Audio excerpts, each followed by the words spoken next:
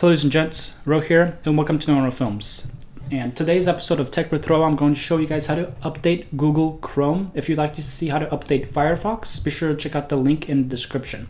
Let's go in straight into Google Chrome, and the way you can do it on Apple is you can go up straight to the top here and go to Chrome and go to About Google Chrome. Now from here it'll take you to the update page. It'll let you know what version you're running, and it'll let you know it says nearly up to date, or for example it may say restart, or Google Chrome is finishing updating, and you can actually just relaunch and run the updates here yourself.